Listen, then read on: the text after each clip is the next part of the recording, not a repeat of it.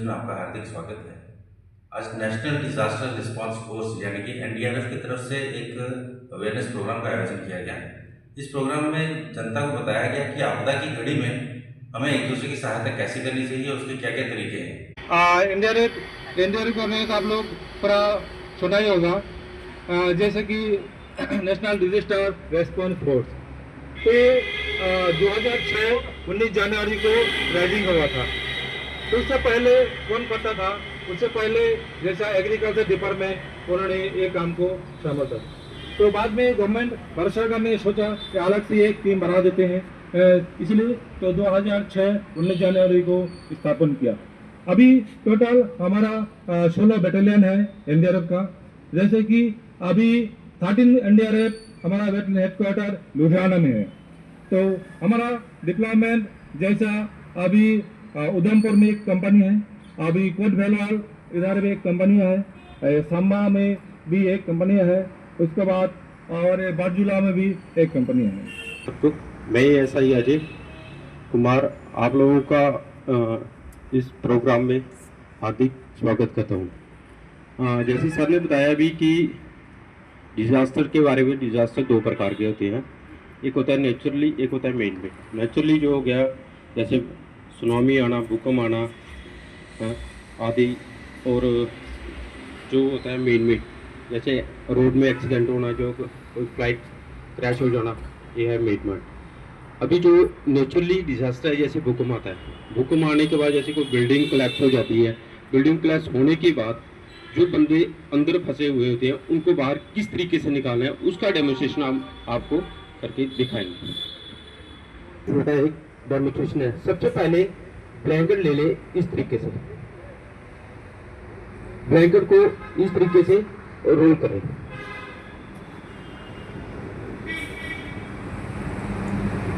Role करने के बाद विक्टिम के नजदीक जाकर ब्लैंकेट को इस तरीके से उसके आगे रखें और विक्टिम को धीरे से आगे की तरफ रोल करें। रोल करने के बाद ब्लैंकेट को धीरे धीरे आगे रखें और विक्टिम को धीरे धीरे ब्लैंकेट के ऊपर रखें और ब्लैंकेट को नीचे से और ऊपर से इस तरीके से होल्ड करें।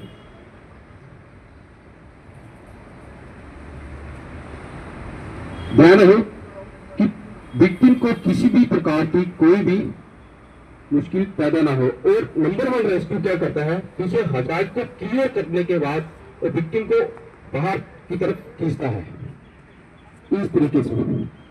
एक बार ब्लैंकेट ड्रैग, अभी होगा उसके बाद शर्ट ड्रैग। नेक्स्ट उसकी शर्ट को इस तरीके से फोल्ड करो। फोल्ड करने के बाद विक्टिम को बाहर की तरफ और खींचे और नंबर 1 रेस्क्यू क्या करेगा, पांव से हजाज को पीछे से क्लियर करेगा। करने के बाद धीरे धीरे विक्टिम को बाहर की तरफ खींचता है। चलिए अभी रेस्क्यू क्या करेगा, विक्टिम के दोनों हाथ को ऊपर करते हुए इस तरह की पोजीशन को तैयार करेगा और विक्टिम के सिर को ऊपर उठाते हुए, ताकि कोई भी हजाज किसी भी प्रकार का ना हो, और उसको इस तरीके से बाहर निकालेगा। ये था फायर फाइटिंग ड्रैग। ये कब किया जाता है, जब अगर बिल्डिंग के अंदर आग लग रखी हो, तो अंदर अगर धुआं है तो आप जमीन से 1-2 फुट की दूरी के ऊपर क्या है उसको आराम से बाहर निकाल सकते हैं। ये था 2 मैन 2 हैंड। नेक्स्ट अभी विक्टिम की दोनों टांगों को चोट लग रही है, तो विक्टिम को बिल्डिंग से बाहर निकालना हमने, तो इस तरीके से उसको उठाए। 2 मैन 4 हैंड। अगर आपके पास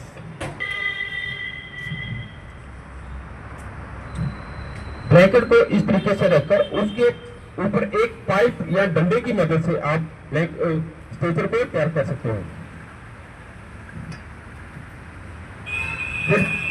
दूसरे डंडे को इस तरह से रखकर और सामने आपका एक इम्प्रोवाइज मेथड से स्ट्रेचर तैयार हो जाता है, ठीक है। तो ब्लैंकेट की मदद से आपके पास अगर उस टाइम स्ट्रेचर की सुविधा नहीं है तो आप इस तरीके से स्ट्रेचर को तैयार कर सकते हैं। अभी नेक्स्ट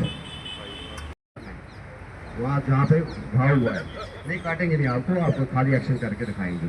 उसके बाद में एक साफ कपड़ा लेना है। ये एक गोश्त पीस है, लेकिन आपके पास गोश्त पीस तो वहाँ पर नहीं होगा, लेकिन आप किसी साफ कपड़ा, ऐसा नहीं कि कोई गंदा कपड़ा लगा करके उसको इन्फेक्शन हो जाए उसके बाद, तो उसको क्या करना, अंदर से बाहर की तरफ उसको तो घाव को साफ करना। साफ करने के बाद में साफ एक गोश्त पीस होल लेना, वो उसके ऊपर में रखना है। ये ट्रायंगल बैंडेज। अगर आपके पास ट्रायंगल बैंडेज नहीं है तो आप साफ कपड़ा इस प्रकार से लेकर के उसको जो है उसको ड्रेसिंग कर सकता है। ये आप सबको घर में, क्योंकि आपके पास ये चीज़ें सब नहीं होगी, लेकिन कपड़ा तो घर में मौजूद होगा, तो ये इस तरीके से इसको स्टेबलाइज करेगा। इसको बैंडेज करना है, ये तरीका है इसका बैंडेज करने का। सीख लिया सब लोग ने। अभी आएगा आपका आई बॉल। इसकी आँख जो है बाहर निकली है। अब देखो आँख बाहर निकलने के बाद उसको किस तरीके से ड्रेसिंग करता है, आप लोगों को दिखाओ। जैसे आपने देखा है कि उनकी आँख में चोट लग गई है, आँख बहुत ही सेंसिटिव होती है, ठीक है। हमने क्या करना है, वो आँख को जिंदा रखना है। कोई भी ऑर्गन है, अगर हम उसकी सही तरीके से केयर करेंगे तो उसका ऑर्गन जिंदा रहेगा, वो डैमेज नहीं होगा। नहीं तो आदमी क्या होता है, पर्टिकुलरली पूरी लाइफ के लिए क्या हो जाता है, डिसेबिलिटी हो जाती है, ठीक है। हमने सबसे पहले क्या करना है, इस आँख में चोट लगी है, मान लो इनके दाहिने पे आँख में चोट लगी है, कोई छोटा बच्चा है घर पे या गाँव घर में कोई बच्चा है उसको चोट लगी है, तो आपने क्या करना है, जो दूसरी आँख है पहले उसको क्या करना है, बंद कर देना है, कवर कर देना है, ठीक है। और उसकी आप मदद ले सकते हो। उसको क्या करना है, वो ऐसे रख देगा, उसके बाद उसको दिलासा देते रहना, भाई तेरे को कुछ नहीं हुआ, मैं तेरी मदद कर रहा हूँ, मेरे को ये चीज़ की जानकारी है, ठीक है। दिलासा देने से क्या होगा, उसकी थोड़ी हिम्मत बढ़ेगी, ठीक है।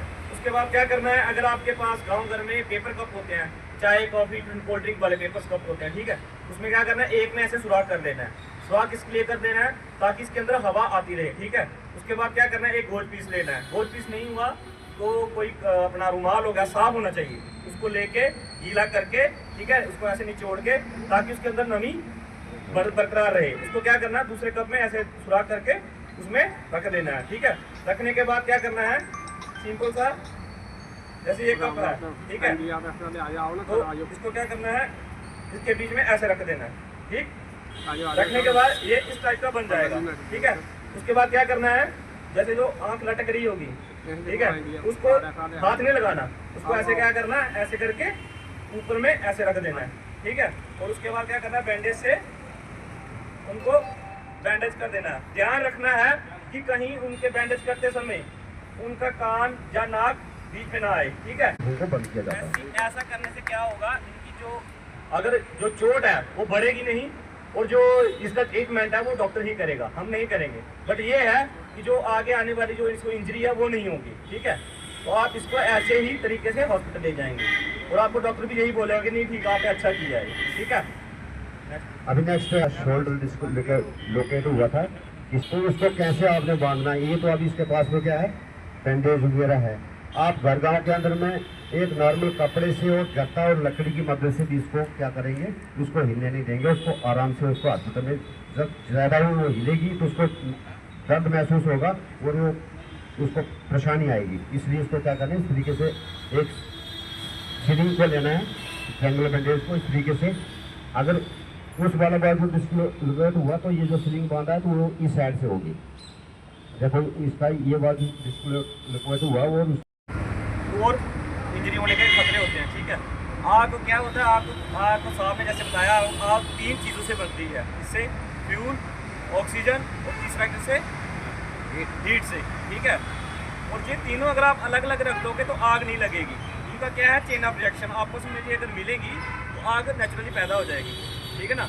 अगर मान लो इस पर आग लग रही है तो मैं किसी कपड़े से ऐसे उसको बुझाता हूँ तो उसको क्या ऑक्सीजन मिलेगी, ये और आग बढ़ जाएगी।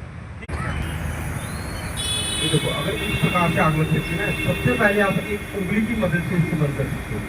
ये जो बीच में है क्या है, ये गैप बन रहा है, ये बन रहा है, इसको गैप है, आप एक उंगली की मदद से इसको बंद कर सकते हो। इसको क्या करना है, जैसे जो फ्लेम है वो दूर बन रही है, ठीक है, तो हमें क्या कर देना है, इसकी ऑक्सीजन को कट कर देना है, ठीक है, ऑक्सीजन कट हो गई, ठीक है। एक तरीका ये था। अभी नेक्स्ट है, अगर तो ज़्यादा आग लग जाए, ये तो इसमें है, जैसे इसमें लग जाती है रेगुलेटर में, वो खत्म हो गया। अभी हम क्या करेंगे इसको, अगर इस तरीके से हो रखा है तो अब क्या करेंगे, अभी ब्लैंकेट की मदद से अगर जैसे रेगुलेटर पे आग लग जाती है, ठीक है, तो क्या करना है, इसकी जो जलने की क्षमता है 40 मिनट तक ये सिलेंडर जलता रहेगा, तब जाके ब्लास्ट होता है, ठीक है। एकदम से आग लगी और आप क्या किया, जलते जलते को पकड़ के बाहर फेंक दोगे, कुछ भी नुकसान होगा, अगर बाहर कोई होगा उसको भी नुकसान हो सकता है। तो अगर रेगुलेटर पे आग लग जाती है, लीक हो जाता है करके ना, कुछ नहीं करना है, कंबल लेना है, मोटा कपड़ा लेना है, ठीक है, उसको भिगो के कह रही ब्लैंकेट को क्या करना है, आपने पानी से भिगोना है इसको, और ठीक है। वो क्या करना है, ब्लैंकेट को लेके ट्रेन के पीछे आ जाना है, ठीक है, आगे नहीं रहना है। अगर आगे रहेंगे तो क्या होगा, हमारे पे फ्लेम आ सकती है, कुछ नहीं करना है, इसको एक बार ऐसे करके ये कर देना है और आग बंद हो जाएगी, कट कर देना आपको, ठीक है। अभी क्या होगा, इसकी ऑक्सीजन कट होगी और आग बंद होगी और इसको रेगुलेटर को बंद कर देना, बस हो गया। 13वीं बटालियन के कमांडेंट और डिप्टी कमांडेंट श्री उत्तम सिंह जी का, और जो आज के इस कार्यक्रम में डिमॉन्स्ट्रेशन देने वाले सभी एनडीआरएफ के साथी थे, उन सब का मैं बहुत बहुत आभार व्यक्त करता हूं। आभार व्यक्त करना हमारा बनता भी है। मैं अक्सर देखता हूँ ये लोग अपनी जान पर खेलकर दूसरों की जान बचाते हैं। भी शिक्षाएं या जो भी बातें इन्होंने कही हैं, हमारी रोजाना की जिंदगी में शायद काम ना आए, लेकिन कभी आपदा की स्थिति में ये चीज़ें काम आ सकती हैं। जैसा कि आपको बताया गया कि आपको घर में रखे हुए सामान को ही यूज करना है और किसी की जान बचानी है। हालांकि हम लोग ट्रेंड नहीं है इसके लिए, लेकिन जितना प्रयास हम कर सकते हैं वो करना चाहिए। मैं अपनी ओर से और वजीरलैंड दुर्गानगर जॉइंट एक्शन कमेटी के अध्यक्ष की ओर से, क्योंकि मैं उस कमेटी का सेक्रेटरी हूँ, तो मैं उस कमेटी की ओर से आप सबका भी आभार व्यक्त करता हूँ। 13वीं बटालियन के कमांडेंट और डिप्टी कमांडेंट साहब का तो है ही, और उसके साथ साथ अपने इन सभी भाइयों का मैं नाम लेने लगूंगा तो शायद फहरिस्त लंबी होगी, तो मैं नाम नहीं सबका ले सकता, लेकिन मैं उस एक व्यक्ति को जरूर यहाँ चिन्हित करना चाहूँगा। हमारे ही मोहल्ले में वजीरलैंड में इनमें से एक टिंकू जी, हम तो उनका जो घर का नाम है वही लेंगे, तो मैं तो उनको उसी नाम से जानता हूँ। उनका नाम त्रिलोक सिंह जी है। त्रिलोक सिंह जी मेरे साथ खड़े हैं। मैं इनका भी बहुत शुक्रगुजार हूँ कि इन्होंने ये कार्यक्रम करने में हमें सहयोग दिया और हमारे लिए ये एरिया चुना।